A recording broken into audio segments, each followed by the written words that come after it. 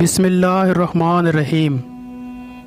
شروع اللہ پاک کے نام سے جو نہایت مہربان اور رحم کرنے والا ہے۔ پیارے دوستو، آج ہمارے اس ویڈیو کا موضوع حضرت امام ابو حنیفہ رحمۃ اللہ علیہ کا ایک عجیب واقعہ۔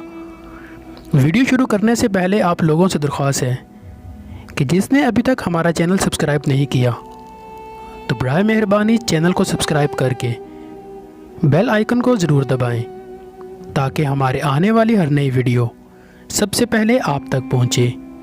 پیارے دوستو، حضرت امام ابو حنیفہ رحمۃ اللہ علیہ ایک روز ظہر کی نماز کے بعد گھر تشریف لے آئے۔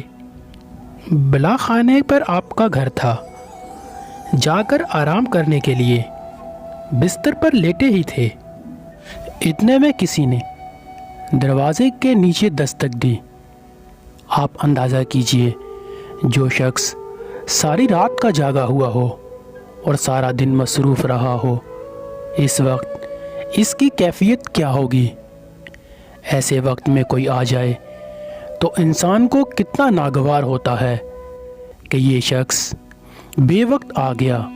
لیکن امام صاحب اٹھے، زینے سے نیچے اترے، دروازہ کھولا تو دیکھا کہ ایک صاحب کھڑے ہیں۔ امام صاحب نے اس سے پوچھا کہ کیسے آنا ہوا۔ اس نے کہا کہ ایک مسئلہ معلوم کرنا ہے۔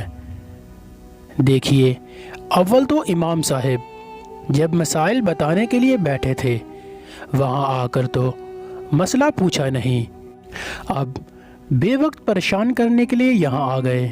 لیکن امام صاحب نے اس کو کچھ نہیں کہا، بلکہ فرمایا کہ اچھا بھائی، کیا مسئلہ معلوم کرنا ہے؟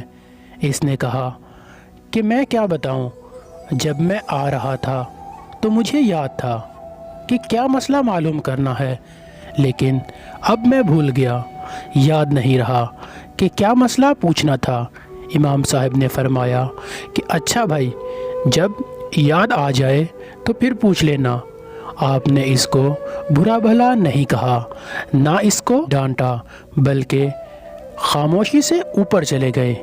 ابھی جا کر بستر پر لیٹے ہی تھے کہ دروازے پر دوبارہ دستک ہوئی۔ آپ اٹھ کر نیچے تشریف لائے اور دروازہ کھولا تو دیکھا کہ وہی شخص کھڑا ہے۔ آپ نے پوچھا کیا بات ہے؟ اس نے کہا کہ حضرت، وہ مجھے مسئلہ یاد آ گیا تھا۔ آپ نے فرمایا کہ پوچھ لو۔ اس نے کہا کہ ابھی تو یاد تھا، مگر جب آپ آدھی سیڑھیوں تک پہنچے تو وہ میں مسئلہ بھول گیا۔ اب اگر عام آدمی ہوتا، اس وقت تک اس کے اشتعال کا کیا عالم ہوتا، مگر امام صاحب اپنے نفس کو مٹا چکے تھے۔ امام صاحب نے فرمایا اچھا بھائی، جب یاد آ جائے تو پوچھ لینا۔ یہ کہہ کر آپ واپس چلے گئے اور جا کر بستر پر لیٹ گئے۔ ابھی لیٹے ہی تھے کہ دوبارہ پھر دروازے پر دستک ہوئی۔ آپ پھر نیچے تشریف لائے، دروازہ کھولا تو دیکھا کہ وہی شخص کھڑا ہے۔ اس نے کہا کہ حضرت، وہ مسئلہ یاد آ گیا۔ امام صاحب نے پوچھا کہ کیا مسئلہ ہے؟ اس نے کہا کہ یہ مسئلہ معلوم کرنا ہے کہ انسان کی نجاست، پاخانہ، اس کا ذائقہ کڑوا ہوتا ہے یا میٹھا؟ اعوذ باللہ، یہ بھی کوئی مسئلہ ہے؟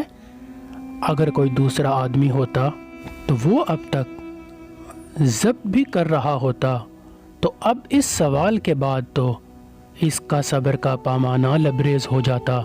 لیکن امام صاحب نے بہت اطمینان سے جواب دیا کہ انسان کی نجاست اگر تازہ ہو تو اس میں کچھ مٹھاس ہوتی ہے، اگر سوکھ جائے تو کڑواہٹ پیدا ہو جاتی ہے۔ پھر وہ شخص کہنے لگا نعوذ باللہ، کیا آپ نے چکر دیکھا ہے؟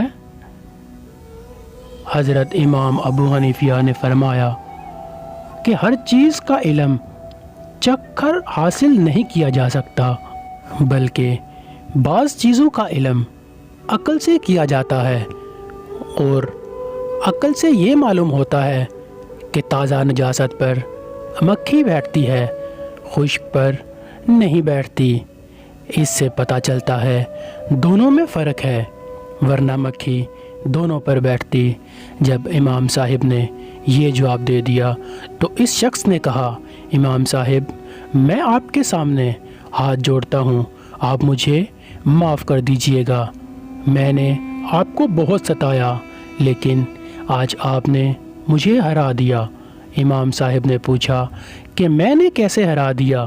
اس شخص نے کہا کہ ایک دوست سے میری بحث ہو رہی تھی، میرا کہنا تھا حضرت سفیان رحمۃ اللہ علیہ علماء کے اندر سب سے زیادہ بردبار ہیں اور غصہ نہ کرنے والے بزرگ ہیں، اور میرے دوست کا کہنا تھا کہ سب سے زیادہ بردبار اور غصہ نہ کرنے والے بزرگ امام ابو حنیفہ رحمۃ اللہ علیہ ہیں، اور ہم دونوں کے درمیان بحث ہو گئی، اور اب ہم نے جانچنے کے لیے یہ طریقہ سوچا تھا کہ میں اس وقت آپ کے گھر آؤں گا جب آپ آرام کا وقت ہوتا ہے، آرام کے لیے گھر آتے ہیں، اور اس طرح آپ کو 2-3 مرتبہ اوپر نیچے دوڑاؤں گا اور پھر آپ سے ایسا بیہودہ سوال پوچھوں گا اور یہ دیکھوں گا کہ آپ غصہ ہوتے ہیں یا نہیں۔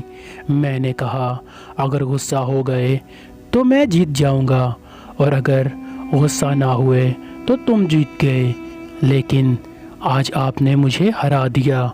اور واقعہ یہ ہے کہ میں نے اس روئے زمین پر ایسا علیم انسان جس کو غصہ چھو کر بھی نہ گزرا ہو، آپ کے علاوہ کوئی دوسرا نہیں دیکھا۔ پیارے دوستو، یہ غصہ ہی ہے جو ہمیں آپس میں لڑوا دیتا ہے۔ آئیں سب مل کر عہد کریں کہ ہم ذرا سی بات پر غصہ ہونے کے بجائے برداشت کرنا، صبر کرنا سیکھیں گے۔